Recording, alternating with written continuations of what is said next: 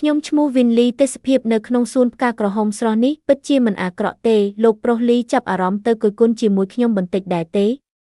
ល្អតាកំពុងមានអារម្មណ៍ចង់ទៅល្មមមីក្មេងស្រែនេះមិននឹកស្មានថាវាអាចតាក់ទាញលោកប្រុសលីបានមែនទែនសោះយ៉ាងណាមិញថ្ងៃនេះគឺជាពិធីជប់លៀងមង្គលការរបស់លីលីលោកប្រុសលីប្រហែលជាយោគយល់ដល់មុខមាត់គ្រួសារតកូវិនទេ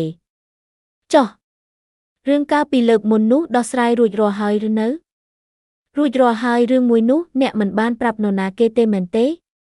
ប្រហែលជាខ្ញុំគិតច្រើនពេកហើយអ្នកសង្ហាយ៉ាងនេះមិនដឹងថាអ្នកណាជាអ្នកខាតបង់ពិតប្រាកដនោះទេមើលទៅខ្ញុំមើលមនុស្សមិនខុសមែនបើអ្នកមិននិយាយខ្ញុំក៏មិននិយាយដែរត្រូវការឲ្យខ្ញុំជួយស៊ើបអង្កេតថាបុគ្គលម្នាក់នោះជានរណាដែរទេពិតជាមានប្រយោជន៍គ្រាន់តែជាតួអង្គកំពេចកំប៉ុកបែរជាចង់មកស៊ីសាច់គោធំជារបស់ខ្ញុំអរគុណណាស់អរគុណអ្នកអស្ចារ្យពិតជាអស្ចារ្យមែនបងធំមកដល់ហើយលីលីដល់ពេលត្រឡប់ទៅផ្ទះវិញហើយចាបុរសសង្ហាពេលនេះយប់ជ្រៅហើយខ្ញុំសុំលាសិនចាំជួបគ្នានៅត្រកូលលីវមេឃត្រជាក់ហើយដល់ពេលត្រកូលលីវត្រូវឆុងតែផឹកហើយលីលីនរណាគេ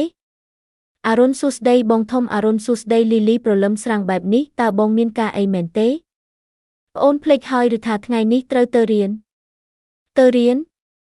បាទរៀនសូត្រអីទៅ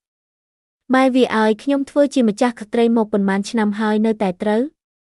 ស្ទើរតែភ្លេចខ្លួនថាខ្ញុំឆ្លងភពមកចូលក្នុងរាងកាយនេះតើពុកក្រោកឡើងធ្វើស្អីហ្នឹងទៅខាងឆ្វេងឥឡូវពួកយើងអាចទៅរៀនបានហើយឬនៅនាងនៅមានមុខមកទៀតណមែនហើយកាលពីលើកមុនត្រូវប្រុសស្អាតប្រចាំសាលាបដិសេធនៅចំពោះមុខមនុស្សច្រើនខ្មាស់គេស្លាប់ហើយបើជាខ្ញុំវិញខ្ញុំឈប់រៀនបាត់ហើយនេះហើយគឺជាតួឯកប្រុសក្នុងប្រឡោមលោកជាដៃគូផ្លូវការរបស់វិនវ៉ាន់អ៊ឺគឺលោកប៉ៃឈីអានក្នុងសាច់រឿងដើមម្ចាស់រាងកាយមុនត្រូវបានវិនវ៉ាន់អ៊ឺញុះញង់ឲ្យទៅសារភាពស្នេហ៍ជាមួយប៉ៃឈីអានយ៉ាងក្លាហានគឺមិត្តរួមថ្នាក់ប៉ៃខ្ញុំចូលចិត្តអ្នកមកធ្វើជាសង្សារខ្ញុំទៅប៉ុន្តែលទ្ធផលគឺអាចស្មានដឹងហើយគឺសុំទោសអ្នកដែលខ្ញុំចូលចិត្តគឺមិត្តរួមថ្នាក់